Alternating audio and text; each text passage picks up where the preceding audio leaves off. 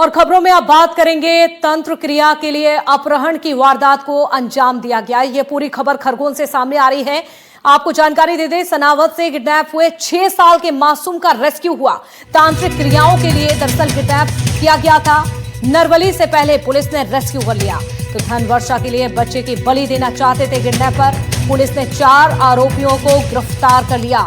ये पूरी खबर आपको बता रहे हैं। देखिए जिस तरह से किडनैपिंग की वारदात को अंजाम दिया गया। खरगोन से खबर, सनावद से किडनैप हुए 6 साल के मासूम का सफल रेस्क्यू हो चुका है। तो तांत्रिक क्रियाओं के लिए दरअसल किडनैप अपहरण किया गया था। मात्र 6 साल का मासूम, देखिए आप जिस तरह से अंधविश्वास का ये पूरा मामला नरवली से पहले, लेकिन पुलिस जा पहुंची और पुलिस ने रेस्क्यू कर लिया। तस्वीरें आपको दिखा रहे हैं, पुलिस की गोद में ये बच्चा मासूम। देखिए जिस तरह से ये पूरा रेस्क्यू हुआ। धन वर्षा के लिए, लालच के लिए, पैसों की लालच के लिए बच्चे की बलि देना चाहते थे किडनैपर। पुलिस ने 4 आरोपियों को गिरफ्तार कर लिया है। खरगोन से आसिफ खान हमारे साथ जुड़ चुके हैं। आसिफ, ये तस्वीरें हैरान करती हैं और सवाल पूछती हैं कि क्या अंधविश्वास अभी भी कायम है? जिस तरह से एक मासूम बच्चे की बलि देना चाहते थे, बताइए जरा क्या कुछ घटना में हुआ है। हाँ, ये तो बात सही है कि अंधविश्वास के चलते ही आज भी लोग इस तरीके के कामों को अंजाम दे रहे हैं। प्रदीप गंगराड़े करके एक छोरा था, 10 दिसंबर को उसके घर से उसको 2 मोटरसाइकिल सवार उठाकर ले गए थे और 22 दिन तक उस बच्चे पर तंत्र क्रिया करी। और तंत्र क्रिया करने के बाद ऐसा ये कहा जा रहा है कि जिन 4 लोगों को गिरफ्तार किए, पुलिस ने पूछताछ में ये बताया है कि ये बच्चे को नहलाकर और नींबू की माला पहनाकर उस पर प्रतिदिन तंत्र क्रिया करते थे। मगर पुलिस ने इसका पीछा नहीं छोड़ा, इसको खोजने में लगी रही। तभी खरगोन जिले के पड़ोस में एक पुनासा करके गांव है जो खंडवा जिले में आता है, वहां पर इन्होंने एक मकान किराए से ले रखा था। उस बच्चे पर वहां ये तंत्र क्रिया करते थे। मगर एक खड़गांव का एक युवक था, उस पर पुलिस ने एक निगाह बनाए रखी थी, शुभम यादव पर, क्योंकि शुभम यादव इस तरीके के काम करता रहता था, जैसे खजाना खोदना या इस तरीके के कामों को अंजाम देता रहता था। तो वो उस पर पुलिस ने निगाहें बनाए रखी और उससे सुराग मिला कि कहीं ना कहीं ये बच्चे पर तंत्र क्रिया के लिए यही लोग उठाकर ले गए। पुलिस ने 22 दिन के बाद एक सफल रेस्क्यू किया और उस बच्चे को अपने कब्जे में लिया और 4 अन्य लोगों को गिरफ्तार भी किया। और उन्होंने ये बात कबूली भी है कि हाँ, हम इसको तंत्र क्रिया के लिए ही उपयोग में ले रहे थे। मगर जो एक साधु था जो तंत्र क्रिया कर रहा था, वो पुलिस को देखकर भाग खड़ा हुआ। जी बिल्कुल। और कहीं ना कहीं देखिए जिस तरह से प्रयास किए गए थे, उस प्रयास में सफल नहीं हुए ये तमाम आरोपी, ये तमाम किडनैपर्स। चलिए, बहुत शुक्रिया आपका जानकारी देने के लिए आसिफ। अब बात करेंगे धार की। बसंत पंचमी से पहले एक बार फिर से भोजशाला चर्चा में आ चुकी है। धार से आपको खबर बता रहे हैं, मुस्लिम समाज ने प्रशासन को एक ज्ञापन सौंप दिया है जिसमें 23 जनवरी को कमाल मौला मस्जिद में नमाज के लिए दोपहर 1 बजे से 3 बजे तक व्यवस्था सुनिश्चित करने की मांग की गई है। आपको बता दें 23 जनवरी को शुक्रवार है और बसंत पंचमी भी है। अब ऐसे में हिंदू समाज भी भोजशाला में पूजा की तैयारियों में जुटा हुआ है। ऐसे में प्रशासनिक अधिकारियों का कहना है कि दोनों समुदाय से संवाद जारी है, यानी कि बातचीत की जा रही है। 23 जनवरी को सुरक्षा व्यवस्था चाक चौबंद रहेगी और अफवाह फैलाने वालों पर भी सख्त नजर रखी जाएगी, ये प्रशासन की ओर से कहा गया है। तो भोजशाला का मुद्दा एक बार फिर से उठा है। मुस्लिम समाज ने एक ज्ञापन दिया है, जो है ज्ञापन प्रस्तुत किया है और उसमें यह बताया गया है कि 7/4/2023 का जो आदेश है आर्कोलॉजिकल सर्वे ऑफ इंडिया का, उसके अंदर नमाज की जो अनुमति, मतलब जो नमाज की अनुमति है, उसी तारतम्य में हमने जो अभी 23/1/2026 को जो जुमा आ रहा है, उसमें हमने प्रशासन को ये अवगत कराने के लिए ज्ञापन प्रस्तुत किया है कि हमारी नमाज सुनिश्चित की जाए एवं किसी प्रकार की कोई बाधा नमाज में नहीं आए। और ज्यादा जानकारी के लिए साबिर हमारे सहयोगी जुड़ चुके हैं। साबिर, जब भी कोई त्योहार आता है धर्मशाला का मुद्दा बन जाता है। हिंदू समाज की अपनी मांग रहती है, मुस्लिम समाज का अपना दावा रहता है।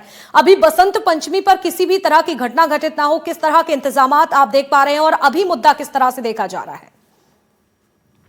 जी बिल्कुल साक्षी, मैं आपको बता दूं कि धार्मिक त्योहारों की बात नहीं है। ये जो आर्कोलॉजिकल डिपार्टमेंट का आदेश है, जो कि जिसमें ये बताया गया था कि समाज, जो मुस्लिम समाज है, उसके लिए 1 बजे से 3 बजे तक प्रति शुक्रवार और प्रति मंगलवार सूर्य उदय से लेकर सूर्यास्त तक हिंदू समाज के लिए इसमें प्रवेश की अनुमति होती है।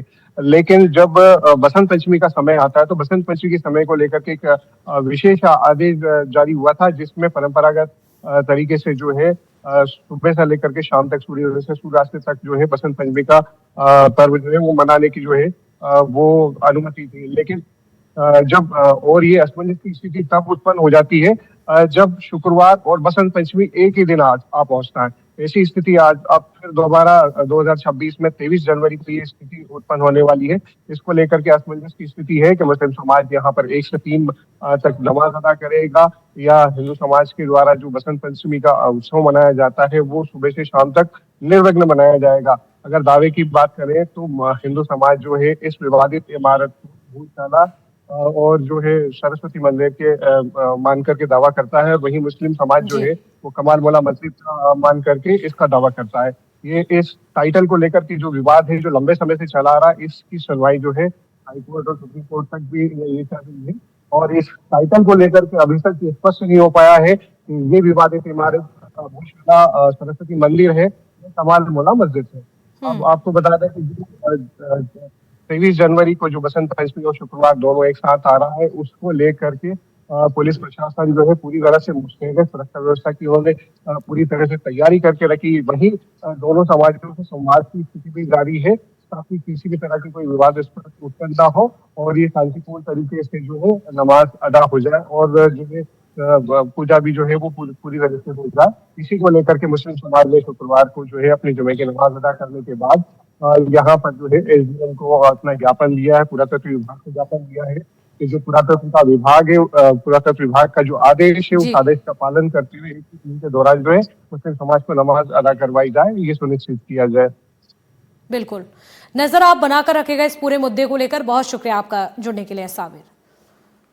और अब आगे बढ़ेंगे, खबरों में बात करेंगे भोपाल से बड़ी खबर की। मुख्यमंत्री मोहन यादव की मैराथन बैठक, अटल प्रगति पथ परियोजना को लेकर बैठक करेंगे।